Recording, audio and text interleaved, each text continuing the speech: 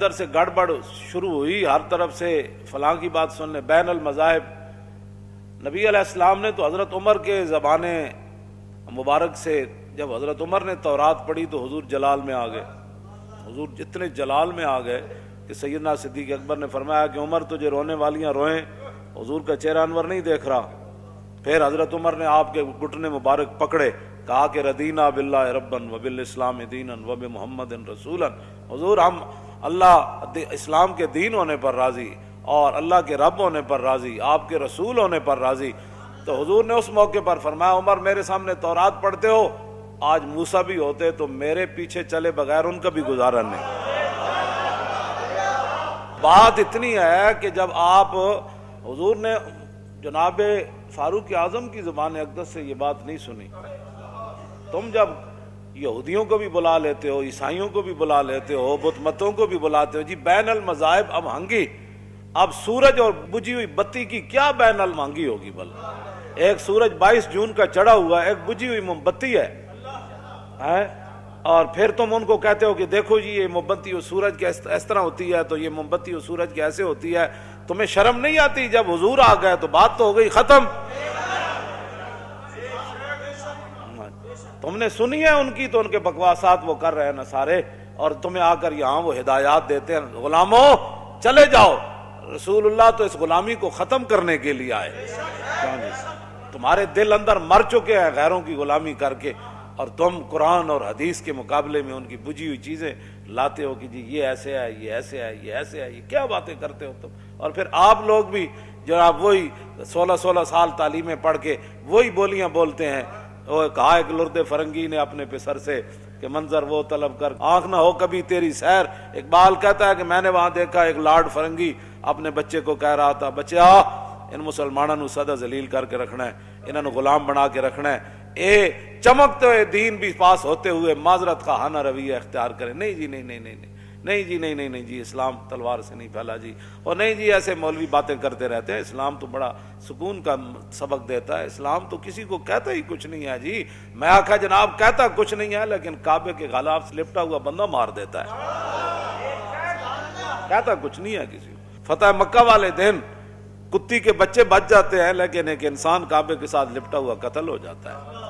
ہاں یہ اسلام کہتا کسی کو کچھ نہیں ہے، لیکن کعبے کے متولی کو بدر میں مروا دیتا ہے، ابو جہل کو مروا دیتا ہے، یہ کہتا کسی کو کچھ نہیں ہے، لیکن یہ کہتا کسی کو کچھ نہیں ہے، لیکن فتح مکہ والے دن حضور فرماتے ہیں میرے لیے مکہ اللہ نے ایک لمحے کے لیے حلال قرار دے دیا، فرمایا جتھے کوئی ملے انہوں مار دو۔ یہ ساری کہتا کسی کو کچھ نہیں ہے، لیکن یہ تلوار لے کر مکے میں داخل ہو جاتا ہے۔ ہاں یہ کہتا کسی کو کچھ نہیں ہے، یہ کیسر و کسرا کے دروازے پر چلا جاتا ہے، کہتا ہے نکلو باہر حضور آ گئے۔ کہتا کسی کو کچھ نہیں ہے، لیکن یہ 2 سپر پاوروں کو گرا دیتا ہے۔ یہ کہتا کسی کو کچھ نہیں ہے، لیکن دریائے دجلہ میں گھوڑے ڈال دیتا ہے۔ یہ کہتا کسی کو کچھ نہیں ہے، لیکن سمندروں میں گھوڑے ڈال دیتا ہے۔ یہ کہتا کسی کو کچھ نہیں ہے، لیکن افریقہ کے جنگلوں میں حضرت عقبہ بن نافع رات پڑ گئی صحابہ کو، کہا یہاں شیر ہیں، چیتے ہیں، یہاں تو فوج کو نقصان پہنچائیں گے۔ یہ کہتا کسی کو کچھ نہیں ہے، لیکن چھوڑتا یہ شیروں اور سانپوں کو بھی نہیں ہے۔ یہ کہتا کسی کو کچھ نہیں ہے۔ آپ جب ٹیلے پر چڑھے فرمایا او شیرو او بھیڑیو او سپو او ٹھوئے، تو انہوں پتا اسی کون ہاں؟ اسی محمد عربی دے غلام ہاں، اور اسی دین دے خاطر تلواراں تے گھوڑیاں تے لگے پھرنے ہاں۔ آج سانو رات پہ گئی اس جنگل وچ، اسی سنیا بھئی تسی بڑی تکلیف دیندے ہو، تسی لڑ پیندے ہو، بندے نو ڈنگ مار دیندے ہو، تے میرا حکم اے وے کہ آج یہ جنگل خالی کر دیا جائے۔ یہ کہتا کسی کو کچھ نہیں، کیوں جی؟ یہ کہتا کسی کو کچھ نہیں ہے، لیکن بیٹے کے ہاتھوں باپ مروا دیتا ہے۔ ابو عبیدہ بن جراح، ہاں یہ کہتا کسی کو کچھ نہیں ہے، لیکن بیٹا باپ کے سر پر تلوار رکھ دیتا ہے۔ کہ عبداللہ ابن ابی کے بیٹے حضرت عبداللہ، انہیں جدو کیا نام عزت والے مدینے سے ذلیلوں کو نکال دیں گے، آپ غزوہ بنی مستلق میں تو تھے نہیں، جب پتہ چلا نا میرے باپ نے یہ بات کی تو کہا تو اس نے اہل مدینہ کو تھا، لیکن نبی علیہ السلام مدینے میں رہتے تھے، تو بیٹے نے تلوار اٹھا کر اپنے باپ کے سر پر رکھی، فرمایا میں اتھے ایسا تھا نہیں سنیا تو بکواس کی تھی، اے تو بکیا، اے تلوارے تیرے سر تے ہونے تھے کہ محمد العزوان الازل، حضور ہی سب تو بڑیاں عزتاں والے تے میں پوری کائنات ذلیل ہاں، ایتھے کہ نہیں تو میں تیری تے دوڑ لا دینی، کہتا کسی کو کچھ نہیں ہے، لیکن بیٹے کے ذریعے باپ کے سر پر تلوار رکھوا دیتا ہے اور بیٹے کے ذریعے کہلواتا ہے کہ تو کہہ میں بڑا ذلیل ہوں، کیوں جی؟ اور کہنے لگا ہے ویلا کا او ویلا کا، کہنے پترا بھی کدی پیو دے سر تے تلوارا رکھیاں؟ فرمایا اس وقت تک نہیں رکھی تھی جب کلمہ نہیں پڑا تھا۔ آپ تو جو کہنا پڑے گا یا اب تو تجھے کہنا پڑے گا، ورنہ تیری گردن اتار دینی ہے خود اپنے ہاتھ سے۔ تو کہنے لگا میں کہتا ہوں محمد الازوان الازل، میں کہتا ہوں حضور بڑی آہستہ والے، میں سب تو بڑا ذلیل ہاں۔ فبلغت رسول اللہ، ایک خبر رسول اللہ تک پہنچ جاندی، جے تھے کوئی بات ہوندی تھی حضور نے فرمانا سی بھائی نہیں نہیں، جتنا بھی کوئی آدمی ہو باپ کا تو خیال رکھنا چاہیے۔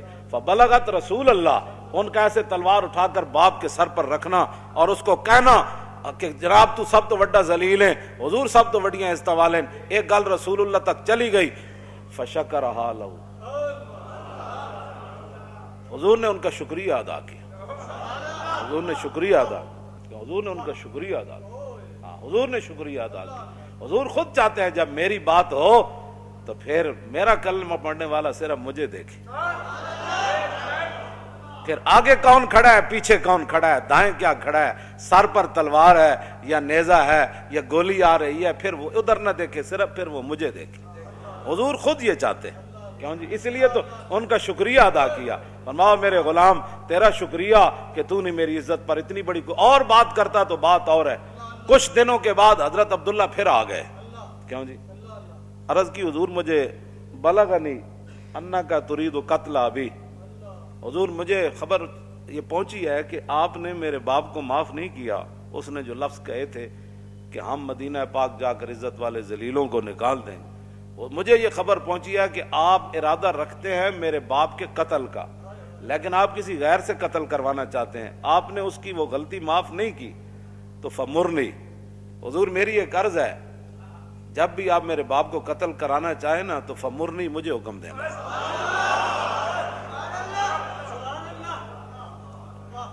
پھر کیا ہوگا؟ میں باپ کو پکڑ کر لاؤں گا کہ معافی مانگ، یا میں معافی مانگا، فمرنی ان احمل الیک راسہ، حضور حکم آپ نے مجھے دینا ہے، پھر منظر دیکھیں کہ میں سر کاٹ کے آپ کے قدموں میں کیسے لاتا ہوں۔ یہ کہتا کسی کو کچھ نہیں، یہ کہتا کسی کو کچھ نہیں ہے، کیوں جی؟ ہاں یہ کہتا کسی کو کچھ نہیں ہے، لیکن بھانجے کے ذریعے ماما مروا دیتا ہے، یہ کہتا کسی کو کچھ نہیں ہے۔ یہ کیا باتیں ہوئی؟ کون سے تم اسلام کی تشریحات کرتے ہو اور 12 ربیع الاول شریف کے اندر جناب تم باتیں ایسی لا یعنی قسم کی وہاں گفتگویں کرتے ہو۔ وہ سکالر بھی ایسے ہی ہوتے ہیں، تعلیم کے تیزاب میں ڈال کر اس کی خودی کو۔ اقبال کہندا ہو، لارڈ فرنگی کہنے لگا انہاں مسلمانوں نو غلام رکھنا ہے، انہاں اندروں غلام بنا دینا ہے۔ انہیں کہے تے غلام نہیں بن دے، کیوں جی؟ یہ تے غلام بن کے مکے چ مار کھا لیندے، گل نہیں مندے، یہ تے سوراخ ایڈے ایڈے کروا لینے۔ حضرت حباب دے جسم میں ایڈے ایڈے سوراخ سن، حضرت عمر ویکھ کے چیخ پے سن، فرمایا حباب کی ہویا؟ عرض کی جناب بلال نو تو چھڑان والے آ جاندے سن، اگ تے لیٹے تے مینوں تے چھڑان والا بھی کوئی نہیں سی ہوندا، میری تے چربی اگ بجاندی ہوندی سی۔ ایک گل دسو ذرا عقل چاندی گل، ایک جاگن تے ایک جاگ نہ جاگن، ایک جاگ دیں ستے ہو، ایک بت خانے جا واصل ہوئے تے ایک رہ وچ مسیتی ہو، بند پر پا نیس پر جان و دل مشکل اندر مشکل اندر مشکل است۔ اقبال کہندا مسلماناں دی بیڑیاں جڑیاں نا او دل تے روح تے انگریزاں پا چھڑیاں، اے پیراں دیاں بیڑیاں ہوندیاں تے اسی کوئی لوہ تے پلاس لے کے تے تھوڑے لو کے، اقبال کہندا اسا توڑ دینیاں سن، لیکن مشکل اندر مشکل اندر مشکل است۔ اقبال کہندا اے تے مشکل ہے کہ انہاں نے دل بند دیتے، انہاں دی روح بند دتی، انہاں دے افکار بدل دیتے، انہاں دیاں سوچاں بدل دتیاں۔ اے جدوں بھی اسلام نو پڑھنا چاہندے تے کہندے نہیں انگریز کیا کہتا ہے اس مسئلے، ہاں انہوں نے کبھی بھی نہیں سوچا کہ رسول اللہ نے کیا فرمایا، ہاں یہ کیا بات ہوئی۔ یہ جب بھی بات کرتے ہیں تو انگریزوں کی باتیں کرتے ہیں۔ یہ کہتا کسی کو کچھ نہیں ہے، لیکن 10 سال کے اندر 100 جنگیں کر دیتا ہے۔ یہ کہتا کسی کو کچھ نہیں ہے، لیکن یہ جنگ یمامہ میں 36,000 منکرین ختم نبوت کو ذبح کر دیتا ہے۔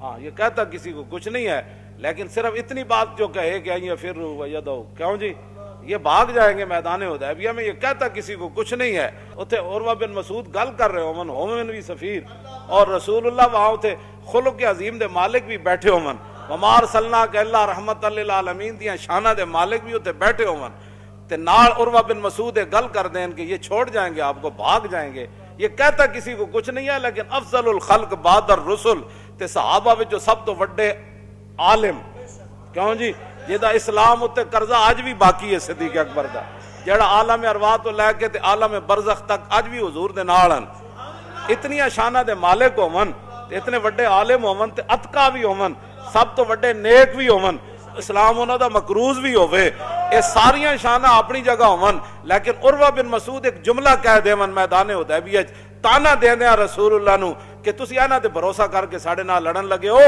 اے تے نس جان گے، اے تانوں عین لڑائی دے وقت اے چھڈ جان گے۔ تے فقال له ابو بکر اور امسس بزر اللات نحن نفر عنه وندعو، افضل الخلق یہ جملہ اپنے منہ سے کہہ دے۔ تم ہمیں اخلاق سکھانا چاہتے ہو؟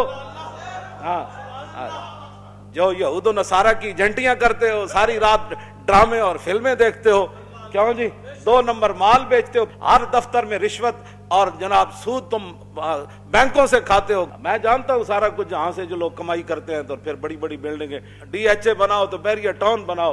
مجھے بتاؤ نا کہ 40 سال 10 سال تے رسول اللہ دی ظاہری حیات ہے، پھر 30 سال خلافت علی من حاج النبوت، اس وچ ایک مکان بھی مدینے چ نواں بنا ہوئے، دسو نا سا 200 پر پاونا جناب ٹوٹیاں ہون تے حضرت عمر دے کپڑے بدل گئے ہون، بلکہ 36 پیوند مزید لگ جانے۔